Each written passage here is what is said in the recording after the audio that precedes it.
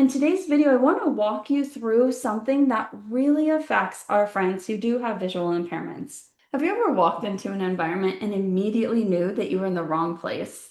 You're dressed wrong, people are looking at you funny, then you don't know what to do, you freeze. It's fine.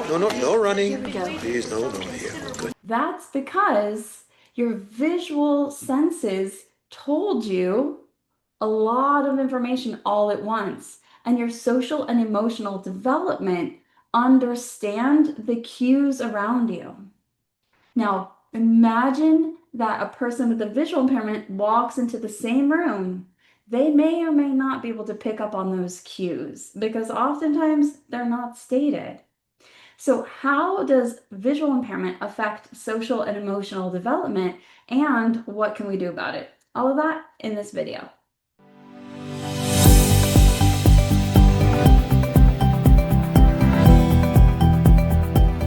If we haven't met yet, hi, I'm Cassie Maloney. I'm an orientation and mobility specialist, as well as the founder of the Society of Exceptional Educators. Hi, you found us. We provide 21st century teaching techniques to all educators working with people with visual impairments. So it doesn't matter if you are a teacher of students with visual impairments, a voc rehab therapist, if you are an orientation and mobility specialist, if you are a general or special ed teacher, OT, PT, speech language pathologist, if you have questions about working with students who have visual impairments, no matter their age, we're here to help. And in today's video, I want to walk you through something that really affects our friends who do have visual impairments. And that is social and emotional development often are tied directly to non-visual cues. And so that's why when you walk into a place where you're like, oh my God, I'm in blue jeans and they are in ball gowns, or vice versa, you feel out of place. So why does that happen? For our students with visual impairments, and when I say students, it's not just students, it's people with visual impairments. Let's think about when they were a child. If they had that same visual impairment, because not all of them are going to have the same visual impairments, not all going to affect them the same. We get all that, but let's just say it was the same. When they're playing with their friends on the playground, there are a lot of social cues that happen on the playground that your learners may not fully understand or be able to see. A lot of times things are said or not said that your learner may not understand, because even when there are words paired with things, there are actions paired with them. And if your learner isn't understanding what the actions are, if they're not understanding the social cues or the rules around that interaction because it wasn't incidentally learned by them because of their visual impairment, then they could miss that concept. And that is called a concept gap.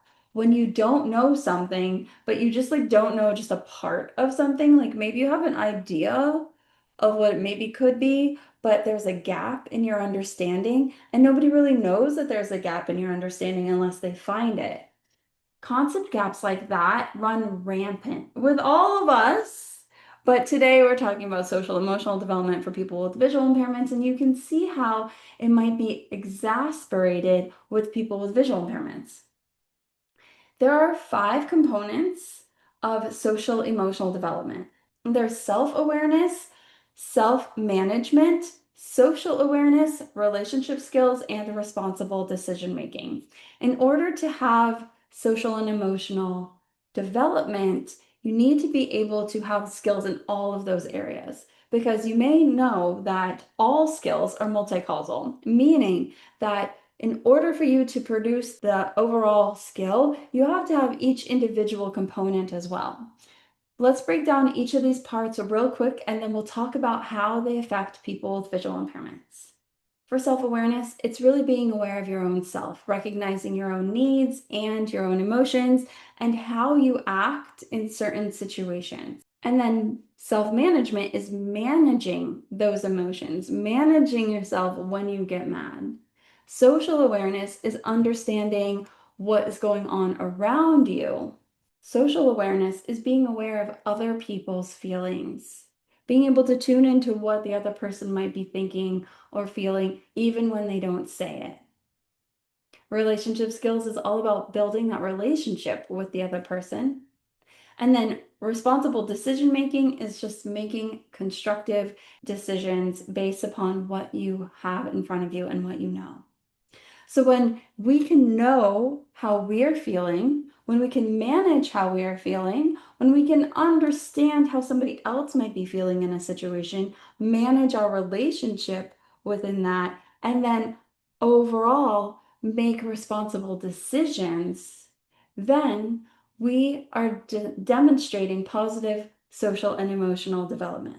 For people with visual impairments, they may not pick up on the cues of the other person. So when they're talking to somebody, they may not understand that that person has kind of like started looking away. Or, when you're in a conversation with somebody and they keep saying, uh-huh, yeah, uh-huh, yeah, uh-huh, yeah. And really that means like, finish your story. They may not know that. I was just recently talking with a speech language pathologist. I'll link that video here. She was on our podcast recently, and she was sharing how just in the speech, just in like the intonation of your voice, you can pick up on a lot of cues based upon the underlying tone and like the pitch of the words. And it's not even just the words itself. I remember my mom used to say something like that, right? Did your parents ever do that? Where they would say, "Don't talk to me that way." And you're like, "What? How? How am I talking to you?" And to them, it was the tone of voice that you're using. The tone of voice that you use demonstrates how you are feeling or gives at least an indicator of how you are feeling.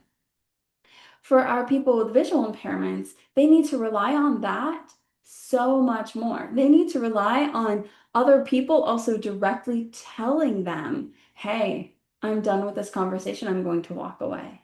But oftentimes, we as humans aren't taught to express our needs that directly, even with a person with visual impairments. And so our friends with visual impairments might miss out on things like that. They might rock back and forth because their vestibular system needs that stimulation. Because if they don't get it visually, like right now, I can just like look around if I am not stimulated enough. But for our friends with visual impairments, they're rocking a lot. It's really hard to hire somebody who's rocking back and forth as if you want them to be customer facing. Situations like that can really put a damper on our friends with visual impairments of their social and emotional development. So, as educators, what can we do? First and foremost, you know how 90% of what we learn incidentally, and with people with visual impairments, you just got to bring that incidental learning to direct learning. That's it, right? So if there's something going on that they can't see, there's nothing to hear, and they are not able to access that information because they have a visual impairment, you just need to find a way to get them to be able to access that information. So they may not be able to see that their friend just rolled their eyes. That's where you, as the educator, can step in and teach both parties how to have a crucial conversation. You can also start to include your learner in activities where they have to go talk to people that maybe they wouldn't have been able to talk to before, or maybe not have to talk to them. I don't know about you, but when I was a young teenager or an adolescent, I was really shy, especially with talking to adults. And our learners with visual impairments might also feel that same level of shyness. And so what they end up doing, which is what we end up doing a lot when we don't want to do something, is just kind of not do it. So as the adult, you can encourage them to do that. You can help your learner make jokes, have them braille them out or write them out in large print or whatever their learning media is, and then take them around the school. Maybe you can play games with them to help them understand social cues. Your speech and language pathologist might be able to help you figure out what games you can use with your learners as well. And ultimately, it's about helping to guide them to understand what social cues are and what is expected around us. So, for us as people, when we are talking to somebody, we look at them. But our friends with visual impairments might just look off to the side because it doesn't matter. right? Or if you have a learner who has a visual impairment and just recently lost their vision and now keeps all of the lights in their house off, totally cool, save that money, we're here for it. But when friends come over, you have to turn the lights on. And I've been to my friends' houses who have visual impairments, and they're like, "Oh, Cass, I'm so sorry. I'm so sorry. You're visual. You're visual. You need the lights on. I'll go turn the lights on for you." And I've been like, "Thank you." Because it's a little awkward to be like, can we turn the lights on in this place, please? Even as an adult. And now I'm fine with it. Now I'm just like, okay, I'm just gonna go turn the lights on because I need it. I know you don't, and that's fine. No worries. But little things like that. Little things like maybe you need to remind them to say hello when somebody walks up, or to say goodbye when people leave, or to slow down their talking so that they can also listen to hear if somebody needs to talk as well, or cut their words a little bit shorter and not fill in the space. There are a lot of social and emotional skills that our learners with visual impairments miss out on. And these are really just a few of them because it's a YouTube video, but check in with your teacher or students with visual impairments, with your speech language pathologist, and with the person themselves. What do they feel like is missing? And how can you help them? Get creative and have fun. If you want more ideas, we have plenty within the society. It's our free membership. All you have to do is click the link below. You can join. I will email you every week with direct information on how you can become a better teacher to increase the academic and daily living skills of your students with visual impairments. It doesn't matter, again, what kind of educator you are or what level of visual impairment they have or even their age. We've got some information for you and we are here to support you. Otherwise, check out the other videos in this playlist and on our YouTube channel, and feel free to check us out in other places all around the internet. We try to be in a lot of places, not all of them, but a lot. And until next time, I hope you can take this information and use it to help you take a step forward.